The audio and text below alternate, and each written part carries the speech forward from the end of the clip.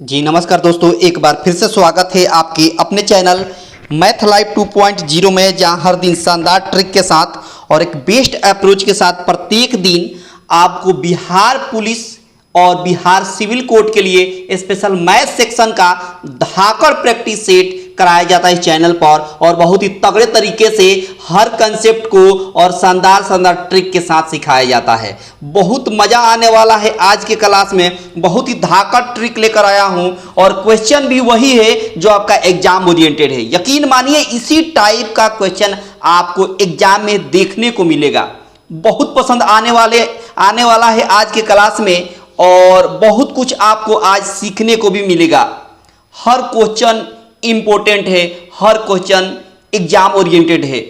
तो फटाफट क्या कर दें कि कॉपी और पेन लेकर बैठ जाएं। कॉपी और पेन लेकर बैठना बहुत जरूरी है, क्योंकि जब भी आपको यूनिक अप्रोच या बेस्ट अप्रोच या कुछ ऐसा क्वेश्चन जो आपके लिए नया हो, उसको तुरंत आप नोट डाउन कर लें। इससे फायदा क्या होगा कि उस टाइप का जब भी सवाल आपको एग्जाम हॉल में देखने को मिलेगा, आप एक झटके में तोड़ कर चले आइएगा। बिल्कुल मतलब एक झटके में चटका कर लाइएगा, ठीक है ना। बहुत शानदार। आगे चलने से पहले, सवालों की दुनिया में जाने से पहले आपसे रिक्वेस्ट है कि क्या कर दें, सब लोग लाइक कर दें, ज़्यादा से ज़्यादा अपने दोस्तों के पास शेयर कर दें। चैनल पर पहली बार हैं, चैनल को सब्सक्राइब करके रखें, ताकि आने वाले हर क्लास का नोटिफिकेशन आपको प्रॉपर रूप से प्रत्येक दिन मिलता रहेगा, ठीक है ना। चलते हैं सीधे क्वेश्चन पर, और ये रहा आज का पहला सवाल।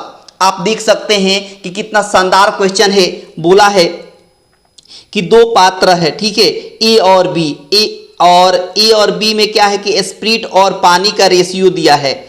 ए में क्या दिया है, ए में जो रेशियो दिया है स्प्रिट और पानी का, स्प्रिट और वाटर का जो ए में दिया है 2:7, ठीक है, ये ए का रेशियो है। और बी का रेशियो दिया है कितना बाबू, तो बी का रेशियो दिया है 5:4 दिया है, ठीक है। अब बोला है कि उनके घटकों को 1:2 के अनुपात में मिलाया जाता है। नए मिश्रण में स्प्रिट और पानी का अनुपात कितना होगा, ये आपसे पूछ लिया है। सबसे पहले ये देखिए कि इन दोनों का सम कितना है, तो कहिएगा 7 और 2 मिलकर 9 हो रहा है। ऊपर भी 9 है, नीचे भी 4 और 5 जोड़ने पर 9 आ रहा है, मतलब दोनों सेम है। तो दोनों सेम है और इसको मिलाने को कह रहा है 1:2 में, मिलानों को कह रहा है 1:2 में। तो क्या करिए, इस 1 से ऊपर वाला में मल्टीप्लाई कर दीजिए और इस 2 से नीचे वाला रेशियो में मल्टीप्लाई कर दीजिए सीधा सीधा। अब देखिए ना, ऊपर वाला में 1 से मल्टीप्लाई करेंगे तो 2:7 मिलेगा, नीचे वाला करेंगे मल्टीप्लाई तो 5×2 10 हो जाएगा और 4×2 8 हो जाएगा। ये स्प्रिट है और ये वाटर है। अब क्या करिए, स्प्रिट में जोड़िए, 10 और 2 12 हो गया, और वाटर में जोड़िए यानी पानी में जोड़ेंगे तो 8 7 कितना हो गया बाबू, 15 हो गया। 3 से काटेंगे 4 बार में कट गया, 3 से काटेंगे 5 बार में कट गया, और 4:5 आपके सवाल का आंसर हो गया। 4:5 आपके सवाल का सही आंसर हो गया, ऑप्शन डी हो गया। ऑप्शन डी हो गया, ऑप्शन डी आपके सवाल का सही आंसर हो गया। आई होप कि ये बात आपको पूरी तरीके से समझ में आ गई होगी, बहुत बढ़िया से समझ में आया होगा। अगर मान लीजिए कि ये दोनों सेम नहीं होता, 7 और 2 9, 7 5 और 4 9, ये दोनों 9 नहीं होता, तो हम बैलेंस करके बराबर करते हैं। उस तरह के सवाल जरूर मिलेगा, आएगा तो जरूर हम बताएंगे, ठीक है ना। बहुत शानदार। चलते हैं अगले सवाल पर, और ये रहा अगला सवाल। इसको कैसे चटकाएंगे एक झटके में देखेंगे, बहुत मजा आने वाला है। हर क्वेश्चन से आप कुछ ना कुछ सीखिएगा। देखिए क्या कहता है सवाल में कहता है कि 1785 रुपया में बोला है कि 27.5%, ठीक है, के लाभ पर बेची जाती है, ठीक है। तो उस वस्तु का क्रय मूल्य बताइए। सबसे पहले इसका फ्रैक्शन वैल्यू आपको याद होना चाहिए। इसका फ्रैक्शन वैल्यू हो जाएगा कितना, तो इसको आप अगर नहीं आ रहा है तो आप ऐसे भी कह सकते हैं कि 37.5% माइनस 10%। वो इसलिए क्योंकि इसका फ्रैक्शन वैल्यू होता है 3/8 और इसका फ्रैक्शन होता है 1/10। माइनस करेंगे तो 30 में से यहाँ हो जाएगा 10 3 30 और 8 है कम 8, 30 में से 8 गया तो 22 हो गया, और नीचे 10 में 8 से गुणा करेंगे तो 80 हो जाएगा। मतलब 11/40 इसका फ्रैक्शन वैल्यू हो गया। 27.5 का फ्रैक्शन वैल्यू हो गया कितना बाबू, तो कहेगा कि 11/40। ये जो नीचे वाला है हर में, ये मूल संख्या होती है, ये मूल संख्या की रेशियो होती है, या आप कह सकते हैं कि कॉस्ट प्राइस होता है। क्या होता है बाबू, कॉस्ट प्राइस। ऊपर कितने की लाभ हो रही है, 11 की। तो आप बताइए 40 और 11 कितना हुआ, तो कहेगा 51 हुआ। अच्छा, आपके हिसाब से सेलिंग प्राइस 51 हो गया। कॉस्ट प्राइस में जब हम प्रॉफिट जोड़ते हैं, ऊपर वाला प्रॉफिट मान लेंगे, नीचे वाला कॉस्ट प्राइस मान लेंगे। तो कॉस्ट प्राइस में जब हम प्रॉफिट जोड़ते हैं तो क्या मिलता है, सेलिंग प्राइस मिलता है। और ये जो सेलिंग प्राइस 51 मिला है, ये आपके हिसाब से 51 है, और क्वेश्चन के हिसाब से 1785 है। क्वेश्चन के हिसाब से 1785 है। अब 51 से काटेंगे एक बार में, 51 तिया हो गया, 51 पचे हो गया, 51 तिया हो जाएगा 153, ठीक है, और 51 पचे हो गया, कट गया ना। अब देखिए 1 यूनिट का वैल्यू हो गया 35। जब 1 यूनिट का वैल्यू 35 हो गया है ना, 1 यूनिट का वैल्यू जब 35 हो गया, तो बोला है आपसे क्रय मूल्य बताइए। क्रय मूल्य कितना है, यहाँ हमने माना था 40 यूनिट, यानी 40 यूनिट का वैल्यू आपको बता देना है। तो इसी 40 से 35 में मल्टीप्लाई कर देंगे तो आपका आंसर हो जाएगा। तो 35 दूना 70 दूना 140 हो गया, और एक जीरो है यहाँ पर, तो एक जीरो, 1400 आपके सवाल का आंसर हो गया। 1400 आपके सवाल का आंसर हो गया। ऑप्शन सी हो गया, ऑप्शन सी हो गया। ऑप्शन कौन होगा बू, सी हो गया आपके सवाल का सही आंसर। आई होप कि ये बात आपको समझ में आ गई होगी। बस इसमें पूरा का पूरा खेल था, फ्रैक्शन वैल्यू याद होना चाहिए। अगर नहीं याद है तो उसके लिए मैंने यहाँ दिखाया तरीका, यहाँ मैंने दिखाया है तरीका, ठीक है ना, बहुत शानदार। अगला सवाल देखिए, अगला सवाल भी बहुत ही महत्वपूर्ण है और एग्जाम ओरिएंटेड है। देखिए क्या कहता है सवाल, कहता है इसमें कि एक्स क्यूब, ठीक है, प्लस एक्स स्क्वायर प्लस 420, ठीक है, इसमें डिवाइड कर देना है एक्स से, पूर्णतः विभाजित है, डिवाइड नहीं करना है, ये ऑलरेडी कह दिया है कि इससे पूर्णतः ये विभाजित है, मैंने सब में इससे पूरा पूरा भाग लगेगा। तो बोला है कि एक्स धनात्मक पूर्णांक है। एक्स क्या कह दिया, धनात्मक, ऋणात्मक नहीं बोला है। तो बोला है कि एक्स के ऐसे सभी संभावित मान की संख्या बता दीजिए कितना होगा। एक्स के, एक्स का संभावित मान पूछा है। देखिए अब इसका शानदार ट्रिक देखिए, शानदार ट्रिक देखिए, आपको मजा आ जाएगा। एक बात बताइए, इस एक्स से इसमें बोला है पूरा पूरा भाग लगेगा, तो एकदम लगेगा, इसमें लग जाएगा, इसमें भी लग जाएगा, और इससे इसमें भी लग जाएगा।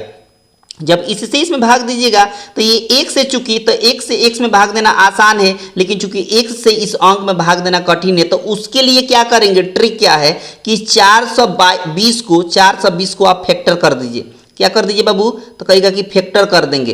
तो 2 से कैंसिल करिए तो 210 हो गया, फिर 2 से कैंसिल करेंगे तो 105 मिलेगा, फिर 3 से कैंसिल करेंगे तो 3 3 9 3 5 15, 35 हो गया, ठीक है, और 5 से कैंसिल करेंगे तो 7 हो गया, 5 से कैंसिल करेंगे तो 7 हो गया, ठीक है ना।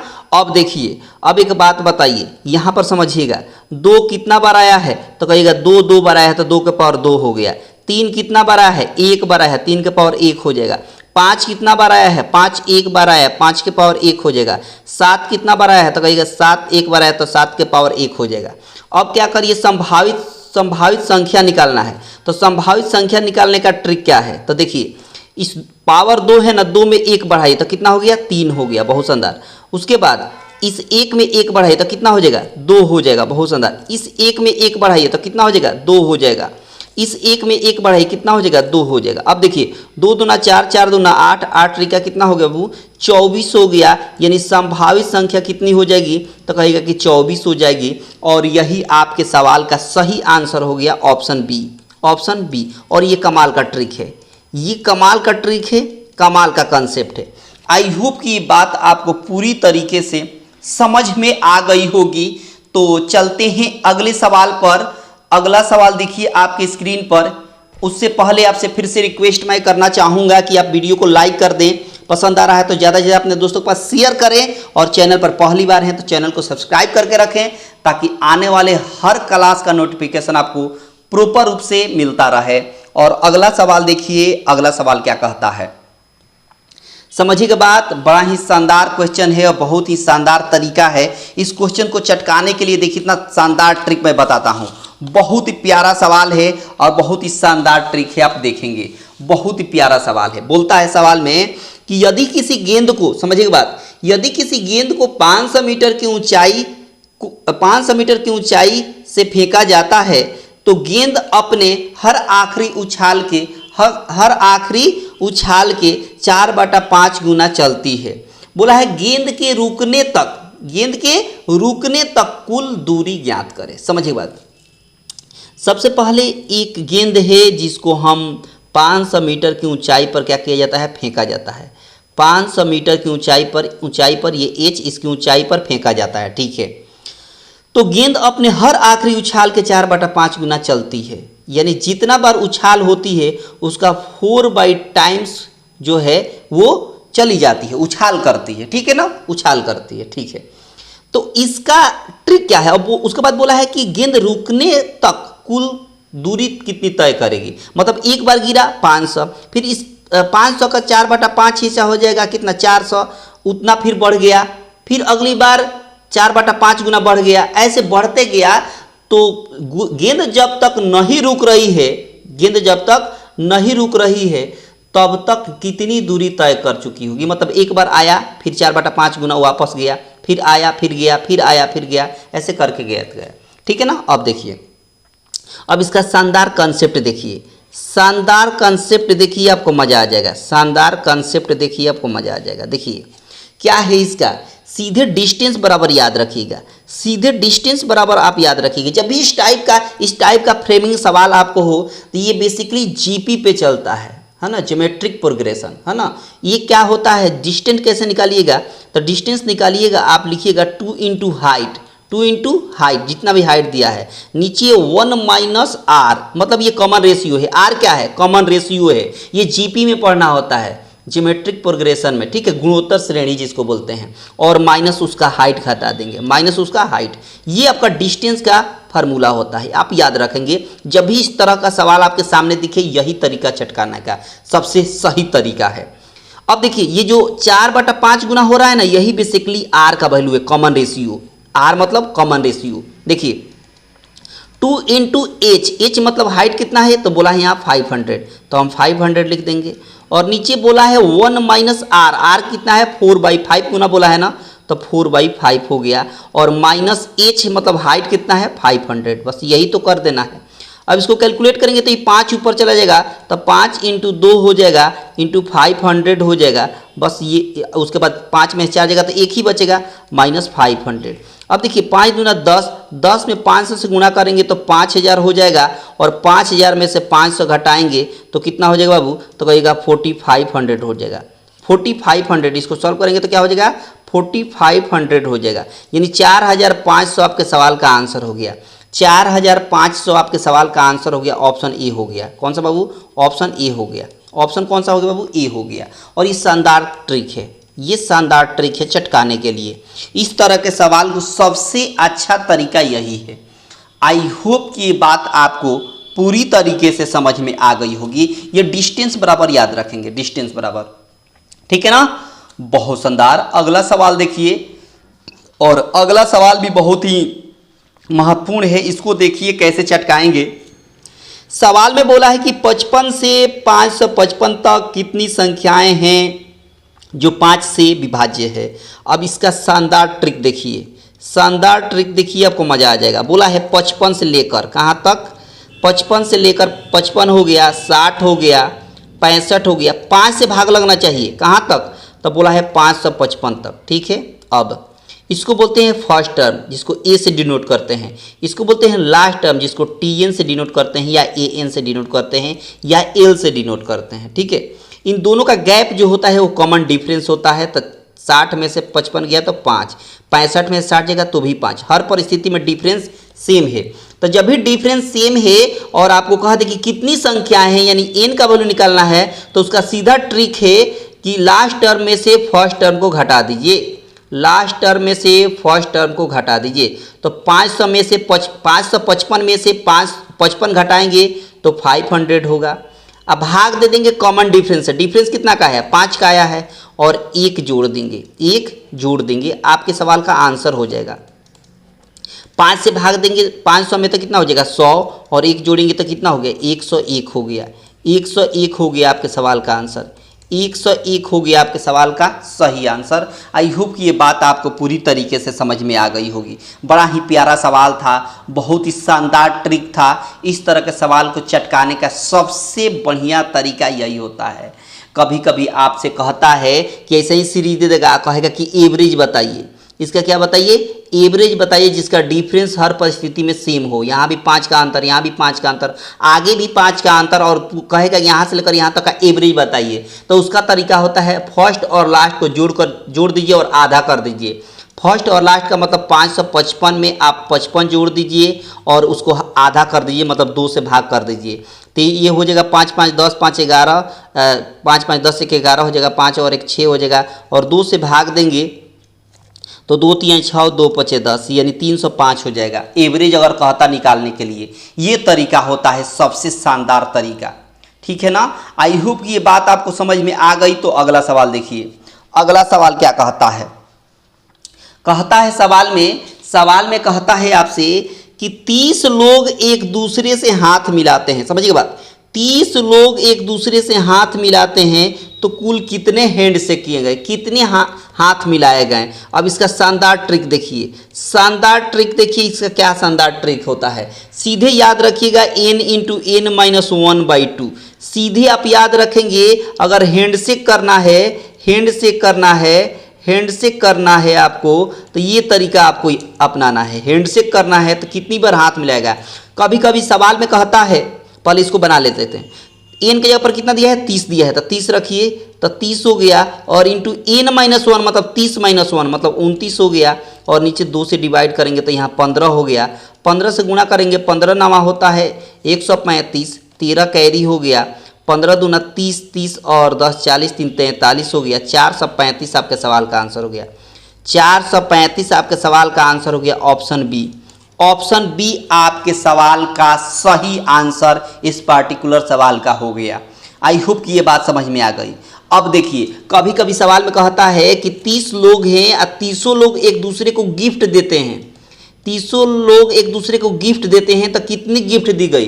तो उसके लिए तरीका होता है, आप याद रखेंगे n इंटू n माइनस 1, मतलब इन नीचे से 2 अगर हटा देते हैं, आप 2 हटा देते हैं तो गिफ्ट की संख्या निकल जाती है, और इसमें 2 से भाग दे दीजिएगा तो कितने हैंडशेक किए गए ये निकल जाता है।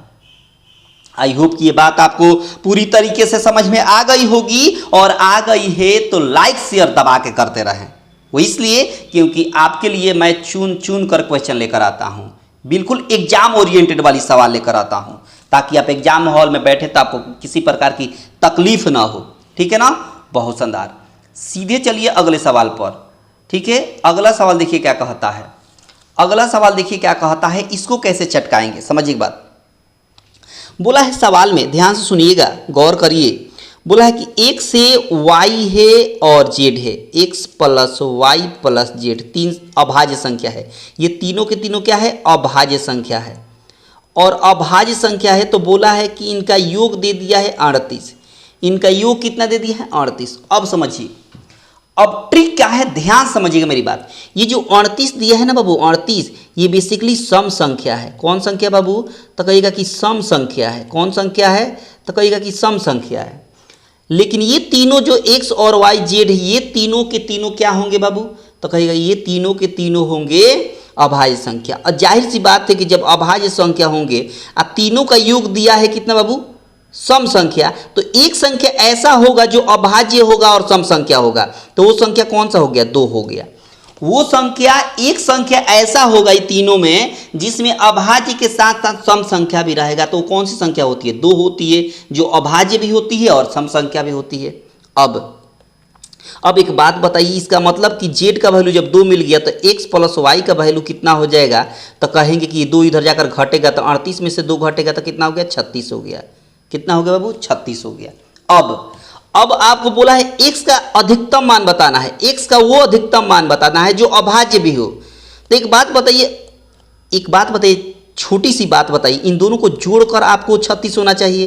तो यहाँ पर y की जगह पर 1 तो रखेंगे नहीं, यहाँ 35 नहीं रखेंगे क्योंकि 35 अभाज्य संख्या नहीं होती है, और यहाँ 1 भी नहीं लिखेंगे, वो इसलिए 1 न भाज्य होती है और न ही अभाज्य। कहीं नोट कर लीजिएगा, 1 जो है न तो भाज्य होती है और न ही अभाज्य होती है। इस बात को आप कहीं पर नोट कर लीजिएगा, 1 जो है न तो भाज्य होती है और न ही अभाज्य होती, इसलिए 1 यहाँ नहीं रखेंगे। वैसे भी 1 रखेंगे तो यहाँ 35 होगा, तो 35 1 मिलकर कितना होता है 36 होता है, तो 35 तो अभाज्य नहीं हुई।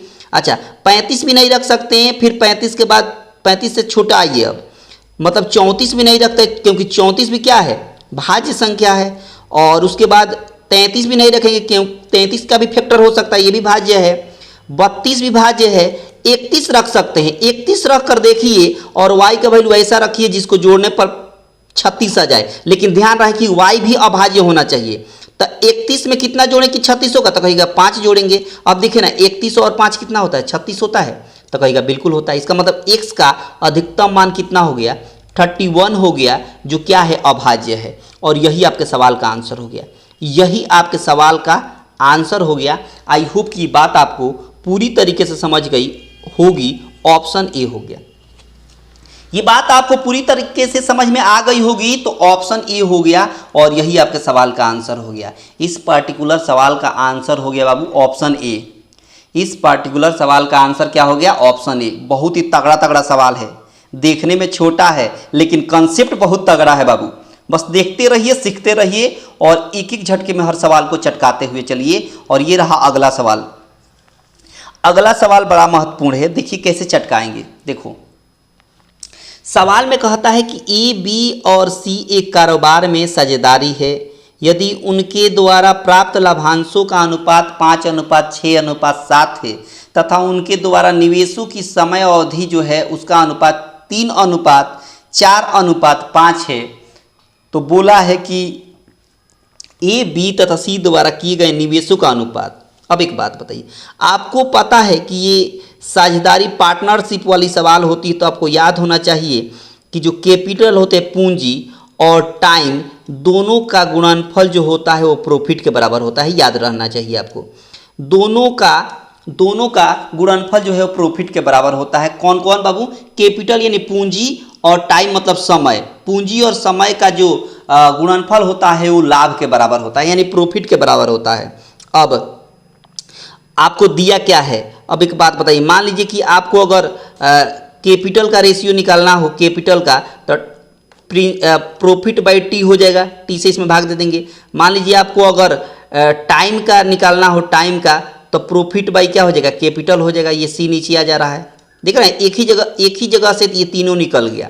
अब आप देखिए सवाल में कि किसका रेशियो दिया है, तो लाभांश का, लाभांश मतलब प्रॉफिट का रेशियो दिया है। कितना बाबू, तो 5:6:7।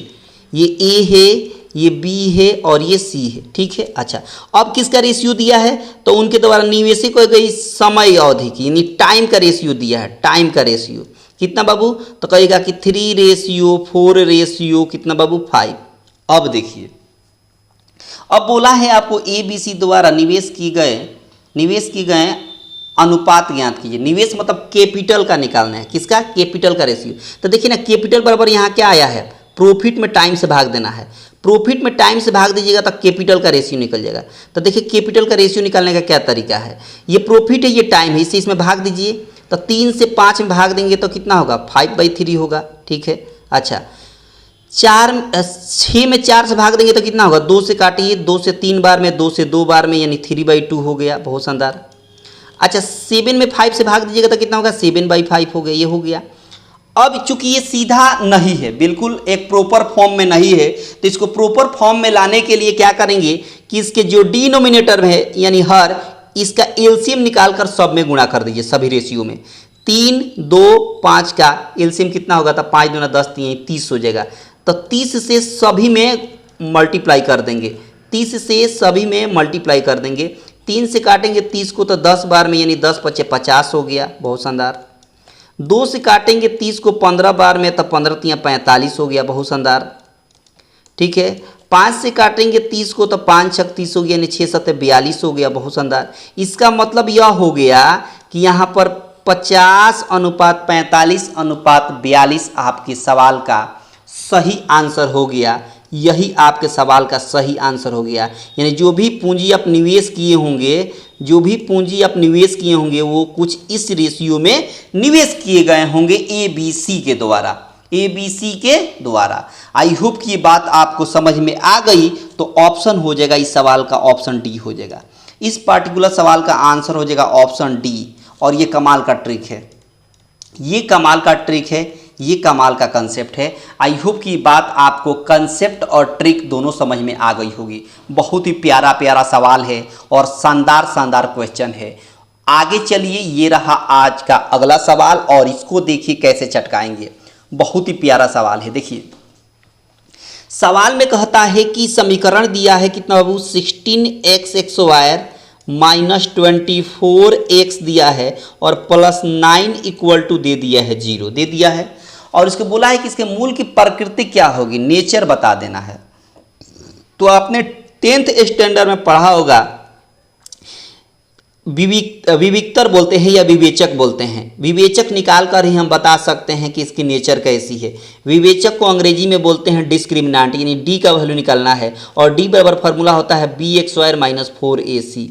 अब देखिए ये जो 16 है x² का कोफिशिएंट, ये चूंकि a का वैल्यू है, ये x का जो कोफिशिएंट है, x का कोफिशिएंट ये b का वैल्यू है -24, और जो यहाँ कांस्टेंट है वो c का वैल्यू है। इसका मतलब कि b के जगह पर कितना है -24 है, तो -24 चूंकि x² है यहाँ b के पर तो x² देंगे -4। e के जगह पर यहाँ 16 है तो 16 लिख दिया हमने, और c के जगह पर यहाँ 9 है तो हमने 9 भी लिख दिया। ठीक है। अच्छा 24 का x² कितना होता है तो कहेगा 576 होता है। बहुत शानदार। अच्छा यहाँ पर कितना हो जाएगा, 16 9 144, 16 9 144, 4 चुका 16 और 14 चुका 56, 56 1 57 हो गया। इसका मतलब कि 576 से 576 को घटाएंगे जब तक कितना आएगा, 0 आएगा। अब समझिए, जब भी ये d का वैल्यू हो गया, किसका वैल्यू होगा, d का, तो जब भी d का वैल्यू 0 आएगा तो उसका नेचर जो होगा यानी प्राकृतिक जो होगा, वो प्राकृतिक होगा जो होगा वो वास्तविक होगा और समान होगा। वास्तविक होगा और क्या होगा, वो समान हो जाएगा। वास्तविक भी होगा और समान भी हो जाएगा। ऑप्शन ए हो गया। कौन सा बाबू हो गया, ऑप्शन ए। अगर मान लीजिए कि d का वैल्यू जो है 0 के बराबर नहीं होता, d के बड़ा होता, d से क्या सॉरी d का वैल्यू 0 से बड़ा होता, मतलब 1 2 3 4 5 15 20 कुछ भी आ जाता पॉजिटिव में, तो 0 से बड़ा होता तो कहते हैं वहाँ वास्तविक होता।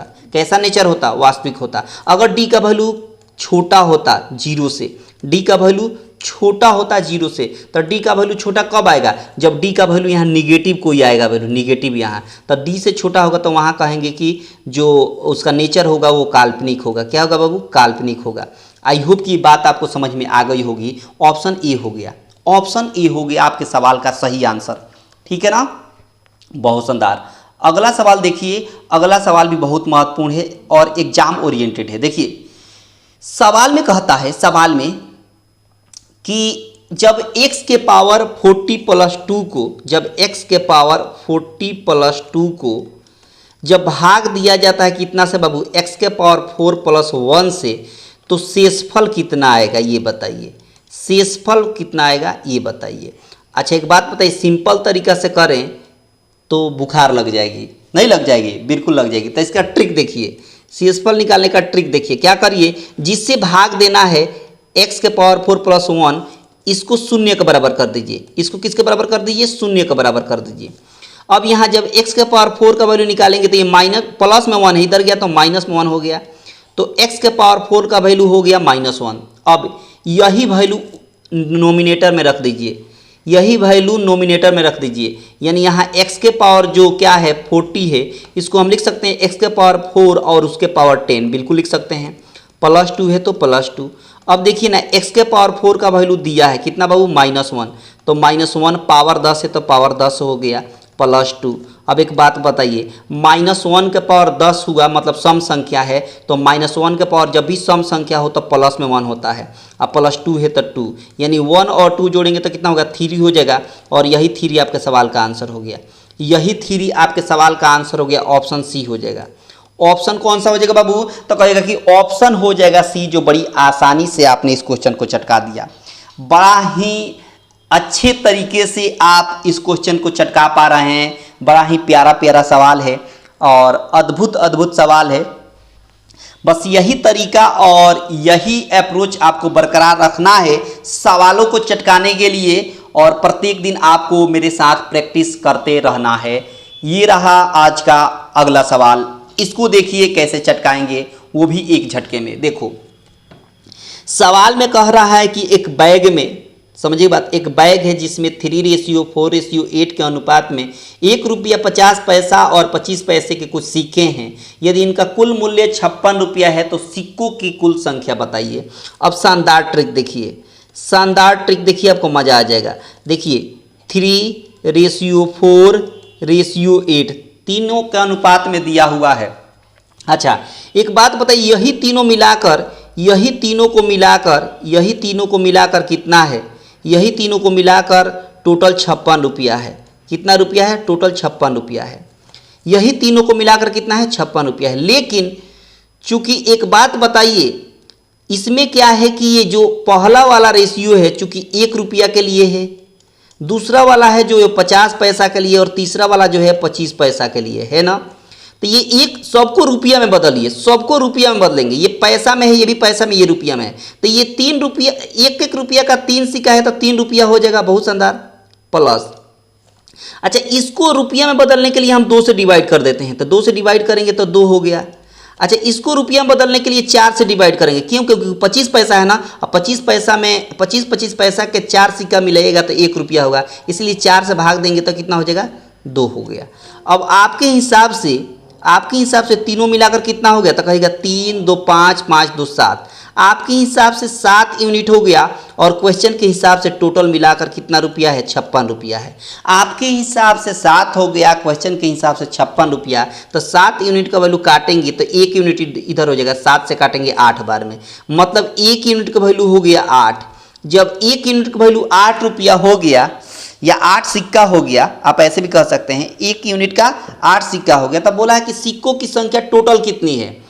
तो टोटल देखिए ना, यहाँ कितना था? 3 था, 4 था, 8 था, 8 4 12, 12 3 15 था, 12 3 कितना था? 15 था। तो एक बात बताइए, 1 यूनिट का वैल्यू 8, तब 15 यूनिट का वैल्यू कितना हो जाएगा? गुणा कर दीजिए इसको और लिख दीजिए 15 8 120 सिक्का हो जाएगा। यानी 15 यूनिट का वैल्यू कितना हो गया? 120 सिक्का हो गया, और यही आपके सवाल का आंसर हो गया। यही आपके सवाल का सही आंसर हो गया, मतलब ऑप्शन डी हो गया।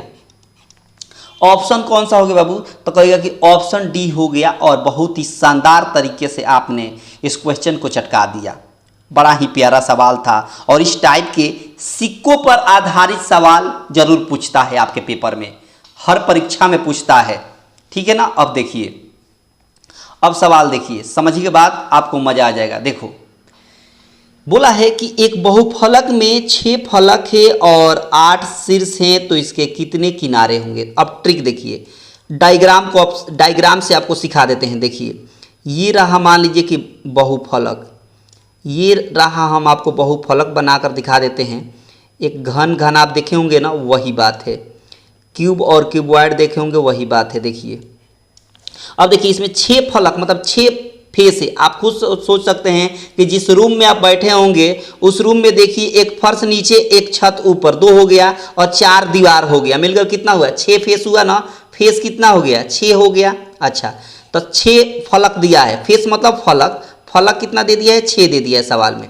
उसके बाद शीर्ष दिया है 8। देखिए ना, शीर्ष को किसको कहेंगे? इसको कहेंगे कर्नर को। 1 2 3 4 5 6 7 8। देखिए ना, शीर्ष भी कितना दे दिया है? 8 दे दिया है, और शीर्ष इसमें 8 दिख भी रहा है, इस फिगर में शीर्ष 8 दिख भी रहा है, और फलक भी, फेस भी 6 दिख रहा है। अब आपसे पूछा है किनारा, कि किनारा कितना होगा? तो किनारा देखिए कितना होगा। ट्रिक देखिए, शानदार है, बस गिन लीजिए। देखिए इसको कहेंगे 1 2 3 4, 4 हो गया। अब देखिए 5 6 7 8 हो गया। अब देखिए 9 10 11 12, तो टोटल कितना किनारा हो गया बाबू? तो कहेगा 12 हो गया, और यही आपके सवाल का आंसर हो गया। यही आपके सवाल का आंसर हो गया, ऑप्शन बी। ऑप्शन बी आपके सवाल का सही आंसर हो गया, और आपने एक झटके में इसको चटका दिया। बहुत ही प्यारा सवाल था, जो बस फिगर बनाइए और एक झटके में आंसर लाइए।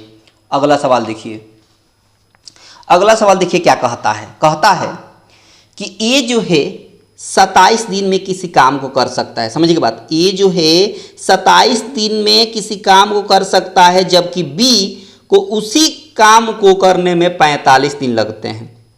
वे एक साथ काम करना शुरू करते हैं, लेकिन काम खत्म हो जाने से 9 दिन पहले ये काम छोड़ देता है। तो बताइए ये कितना दिन काम किया था, यानी ये जो है कितना दिन काम करता है जब 9 दिन पहले ये छोड़कर चला जाता है। तो माने 9 दिन पहले काम छोड़कर चला गया तो कितना दिन काम करके गया है ये बताना है। अब देखिए, अब इसका शानदार ट्रिक देखिए, शानदार ट्रिक देखिए, आपको मजा आ जाएगा। बोला है कि ए जो है वो 27 दिन काम करता है और बी जो है उसी काम को 45 डेज काम करता है। इसका एलसीएम निकालेंगे। कैसे निकलेगा इसका एलसीएम? तो इसका एलसीएम हो जाएगा 135। कितना हो जाएगा? 135 हो जाएगा। 27 से 135 में भाग देंगे तो कितना होगा? 5 बार में कटेगा। अच्छा, 45 से 135 भाग देंगे तो कितना होगा? 3 बार में कटेगा, तो 3 यूनिट हो गया। मतलब ए जो है एक दिन में 5 यूनिट काम करता है, बी जो है एक दिन में 3 यूनिट काम करता है। अब चूंकि टोटल काम कितना है? 135 है, ये टोटल काम होता है। 27 और 45 का जो एलसीएम निकलता है ना, यही टोटल वर्क होता है। टोटल काम कितना है? तो कहेगा कि 135 है। अब समझिए, बोला है कि काम खत्म हो जाने से 9 दिन पहले ये काम छोड़ देता है। 9 दिन पहले छोड़ता है, ये छोड़ता है, याद रखिए ये। तो एक बात बताइए, ए का एक दिन का यूनिट कितना है? 5 यूनिट है। और काम कितना दिन पहले छोड़ता है? तो कहेगा 9 दिन काम पहले छोड़ देता है। तो 9 पचे कितना हो गया बाबू? 45 टोटल काम हो गया। टोटल 45 काम हो गया। ये जो 45 9 दिन पहले छोड़ के गया है, इसका मतलब ये 45 काम करके गया होगा। ये 45 काम करके गया होगा। इसका मतलब कि दोनों को आप जोड़िएगा तो टोटल वर्क अब कितना हो जाएगा? तो कहेगा कि 5 5 मिलकर 10 हो गया, 13 और 4 17 और 1 18, 180 हो गया टोटल काम। कितना काम हो गया? 180 हो गया। अब चूंकि ये काम करके गया होगा, जो ए छोड़ के जा रहा है, तो जब इसके पहले काम करता होगा तो कहीं ना कहीं ए और बी के साथ मिलकर करता होगा। बिल्कुल करता होगा बी। अरे जाने से पहले, काम छोड़ने से पहले बी के साथ काम करता था। तो बी का ए का कितना यूनिट है? 5 यूनिट। और बी का कितना यूनिट है? तो कहेगा कि 3 यूनिट। तो 5 और 3 मिलकर कितना हो गया? 8 यूनिट हो गया। अब काटिए, 4 से 4 चौका 16, 4 पचे 20, 4 से 4 दूना 8, भाग देंगे 45 में 2 से तो कितना होगा? 22.5 होगा। 22.5 होगा। अब क्या यही आंसर हो गया? बहुत सारा विद्यार्थी अगर ये ऑप्शन में रहता है तो ठोक देता, तुरंत ठोक देता, कोई भी ठोक देगा अचानक। लेकिन सवालों को समझिए, सवालों में कहता है कि 9 दिन पहले काम छोड़ देता है, तब कितना दिन काम करेगा? तो ये तो ये जो है ये इतना दिन काम करके गया है, इतना दिन टोटल काम इतना हो रहा है। उसका टोटल काम, ए का टोटल काम कितना हो रहा है? तो कहेगा 22.5 हो रहा है। 5 दिन, इतना दिन काम किया है। लेकिन 9 दिन पहले छोड़ा है, तो 9 दिन घटाइए, तब पता चलेगा कि कितना दिन काम करके गया है। ठीक है ना? तो यहाँ घटाएंगे तो 5 हो जाएगा, और 12 में से 9 हो गया तो 4 होगा। 12 में से 9 हो गया तो कितना होगा? 4 होगा ना? बिल्कुल होगा। और यहाँ पर 1 हो जाएगा। कितना हो जाएगा? 1 हो जाएगा ना? गलत नहीं ना है? घटाने में कहीं गलती नहीं ना हो रही है। यहाँ पर 5 हो जाएगा, और 12 में से 9 हो जाएगा तो 3 होगा ना बाबू? माफ़ी चाहेंगे, 3 होगा। 13.5 हो जाएगा। कितना हो जाएगा? 13.5 हो जाएगा। और ये आपके सवाल का आंसर हो जाएगा। ऑप्शन सी हो जाएगा। ऑप्शन कौन सा हो जाएगा बाबू? ऑप्शन सी हो जाएगा आपके सवाल का सही आंसर। ऑप्शन सी हो जाएगा आपके सवाल का सही आंसर, जो आप देखें कि कितना शानदार ट्रिक के साथ आप चटकाए हैं। बहुत शानदार। अगला सवाल देखिए। अगला सवाल देखिए क्या कहता है। कहता है कि एक व्यक्ति अपनी आधी यात्रा ट्रेन से 60 किलोमीटर प्रति घंटा और शेष की आधी यात्रा बस से 30 किलोमीटर प्रति घंटा और शेष साइकिल से 10 किलोमीटर प्रति घंटा की तय करता है। देखिए, सबसे पहले वो ट्रेन से जाता है। ट्रेन से कितना दूर जाता है बाबू? कितना स्पीड से जाता है? तो 60 kilometre per hour. 60 kilometre per hour के हिसाब से जाता है। ठीक है। और बस से कितना दूर जाता है? तो कहेगा कि बस से उसका स्पीड है 30 किलोमीटर पर आवर। ठीक है, बहुत शानदार। और साइकिल से कितना का स्पीड जाता है? तो 10 किलोमीटर पर आवर। अब एक बात बताइए, 1 घंटे में 60 किलोमीटर, यहाँ 1 घंटे में 30 किलोमीटर, और ये 1 घंटे में 10 किलोमीटर। तो टोटल का आप एलसीएम निकाल दीजिए। तो 60 30 10 का एलसीएम कितना हो जाएगा? 60 हो जाएगा। एलसीएम कितना हो गया? 60 हो गया। इसका मतलब टोटल 60 किलोमीटर जाना है। टोटल जाना है 60 किलोमीटर। तो बोला है कि टोटल आप पहले टाइम निकाल दीजिए, टाइम निकालिए। एक बात बताइए, 60 किलोमीटर जाना है, 60 किलोमीटर जाना है और आधी दूरी जाता है ट्रेन से, तो 60 का आधा कितना हो जाएगा, 30 होगा। यानी 30 किलोमीटर जाएगा किस स्पीड से, तो 60 के स्पीड से, तो 60 लिख देंगे प्लस। अब उसके बाद बोला है कि जो बच गया 30 किलोमीटर तो ट्रेन से जा रहा है, बच कितना गया 30 किलोमीटर। अब इस 30 किलोमीटर में आधा जाता है बस से, आधा दूरी, तो आधा दूरी कितना हो जाएगा 15, यानी 15 किलोमीटर जाएगा किस स्पीड से, बस से जाएगा 30 की स्पीड से, तो 30 हमने लिख दिया। अच्छा, जो बच गया इस 30 में से 15 तो यहाँ उपयोग हो गया, तो बचा कितना 15, ये 15 साइकिल से जाएगा, ये 15 किससे जाएगा, साइकिल से जाएगा। कितना के स्पीड से, 10 के स्पीड से, तो 10 से भाग देंगे तो टाइम निकल जाएगा। यहाँ कटेगा तो 1/2, यहाँ कटेगा तो 1/2 मिलेगा, 15 दूना 30 होता है, और यहाँ कटेगा तो 3/2 मिलेगा। इसका मतलब जोड़ेंगे तो कितना हो जाएगा, तो हाफ हाफ मिलकर कितना हो गया 1 हो गया, यहाँ 1.5 मतलब 2.5 हो गया, हो जाएगा ना। अरे आधा आधा जोड़ेंगे तो 1 होगा, और यहाँ 3/2 का मतलब क्या हो गया, 3/2 जोड़ेंगे तो कितना हो जाएगा 5/2 हो गया। अब इतना घंटा हो गया। अब आपको निकालना है एवरेज स्पीड निकालना है। तो देखिए एवरेज स्पीड देखिए कैसे निकालेंगे। स्पीड बराबर क्या होता है, तो कहेगा distance by time. Distance total कितना है 60 किलोमीटर, टोटल डिस्टेंस है 60 किलोमीटर। टाइम कितना लग रहा है 5/2, 5/2 को हम लिख सकते हैं 5 और ऊपर चला जाएगा 2, 5 से काटेंगे कितना बार में, 12 बार में, तो 12 दूना कितना हो गया 24 किलोमीटर पर आवर हो जाएगा। स्पीड कितना हो जाएगा 24 किलोमीटर पर आवर आपके सवाल का आंसर हो जाएगा। आई होप की बात आपको समझ में आ गई होगी। ऑप्शन सी हो गया, ऑप्शन सी हो गया, इस पार्टिकुलर सवाल का आंसर हो गया ऑप्शन सी हो गया। समझ में आ गई ना, बहुत ही प्यारा सवाल है ना, बहुत शानदार। अगला सवाल देखिए, अगला सवाल देखिए कैसे चटकाएंगे। सवाल में कहता है कि जमीन पर बिंदु से टावर के शिखर का उन्नयन कोण 45 डिग्री है। यदि कोई व्यक्ति टावर की ओर 20 मीटर चलता है तो उन्नयन कोण 60 डिग्री हो जाता है। तो टावर और व्यक्ति के बीच की दूरी बताइए। अब मान लीजिए कि ये टावर है, ठीक है, बहुत शानदार, और ये आपका जमीन है। यहाँ से यहाँ का जो उन्नयन कोण है वो 45 डिग्री है। कितना है 45 डिग्री। जैसे ही ये टावर की ओर जाता है कितना मीटर, जैसे ही ये जाता है टावर की ओर 20 मीटर, कितना मीटर 20 मीटर, तब यहाँ से उन्नयन कोण कितना हो जा रहा है, तो कहा रहा है 60 डिग्री। कितना डिग्री 60 डिग्री। तो यहाँ जो व्यक्ति पहुँचा है यहाँ, और यहाँ टावर है, ये क्या है टावर है, तो टावर और जो व्यक्ति पहुँचा है यहाँ, इसके बीच का डिस्टेंस बता देना है, जिसको x मान लेते हैं। क्या मान लेते हैं x। अब एक सीधा सीधा सवाल समझिए। अगर कोई यहाँ पर त्रिभुज है और यहाँ पर 45 डिग्री का कोण बन रहा है यहाँ पर, तो याद रखिए ये 90 होता है, ये फिक्स है 90, तो ये भी 45 हो जाएगा। इसका मतलब यह दूरी और यह दूरी दोनों आपस में बराबर होगी। यह दूरी क्योंकि दो कोण बराबर है तो दो भुजा भी आपस में बराबर हो जाएगी। इसका मतलब यह और यह बराबर हो जाएगी। इसका मतलब यह और यह कितना हो जाएगी बराबर। तो यहाँ से लेकर यहाँ तक x + 20 है, तो ये भी हो जाएगा, इसकी दूरी भी x + 20 हो जाएगी। बहुत शानदार। अब इन त्रिभुजों को लीजिए। इस त्रिभुज में ये छोटा वाला त्रिभुज है, ये लीजिए। इसमें बेस है और परपेंडिकुलर है। तो बेस और परपेंडिकुलर किस में होता है, tan थीटा में होता है। तो tan थीटा बराबर क्या होता है, तो कहेगा कि परपेंडिकुलर बाई बेस। परपेंडिकुलर कितना आ गया है, तो कहेगा x + 20 आ गया है। बेस कितना है, तो कहेगा x है। अब एक बात बताइए, थीटा जगह पर 60 रखना है, थीटा जगह पर 60 डिग्री रखना है, तो tan 60 डिग्री का मान, तो कहेगा √3 बराबर कितना हो गया x + 20, और ये x इसके साथ मल्टीप्लाई हो जाएगा, ये x इधर चला जाएगा, तो √3 के साथ मल्टीप्लाई हो गया। इस x को इधर लाएंगे तो यहाँ हो गया √3 x, और प्लस में x इधर के, तब माइनस में x बराबर 20 हो गया। इन दोनों में से x कॉमन लेंगे तो √3 - 1 हो गया बराबर 20 हो गया। ये √3 - 1 ये मल्टीप्लाई में इधर आएगा तो डिवाइड में हो जाएगा। मतलब यह कि x बराबर आप कह सकते हैं कि 20/√3 - 1। अब इसका परिमीकरण करेंगे। तो परिमीकरण करने का क्या तरीका है कि √3 माइनस में है ना, तो इसको ऊपर ले जाकर प्लस में 20 के साथ चिपका दीजिए। 20 के साथ इस ये माइनस में ऊपर ले जाकर 20 के साथ प्लस में चिपका दीजिए। चिपका दिए। अब दोनों का x² करेंगे, इधर भी x² करेंगे, इधर भी x² करेंगे, और घटाकर भाग देंगे। √3 का x² 3 -1 का x² 1, तो 3 में से 1 घटाएंगे तो कितना होगा 2 होगा, तो 2 से काटेंगे 20 को तो कितना होगा 10 होगा। यानी हो गया 10 × √3 + 1। 10 × √3 + 1 आपके सवाल का सही आंसर हो गया।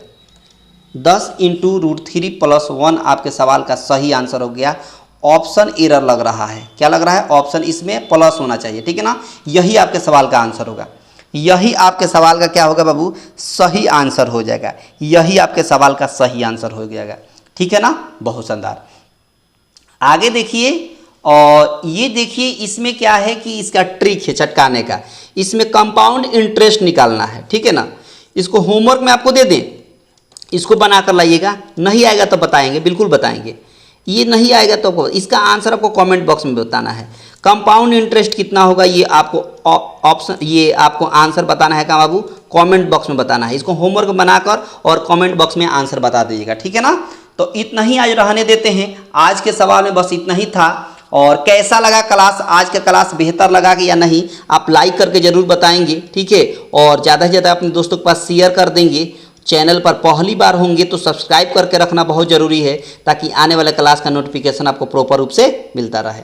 इसका PDF भी मिल जाएगा, फ्री में आपको प्रोवाइड कर दूंगा मैं। कहाँ बाबू? तो इसी वीडियो के डिस्क्रिप्शन बॉक्स में, ठीक है ना।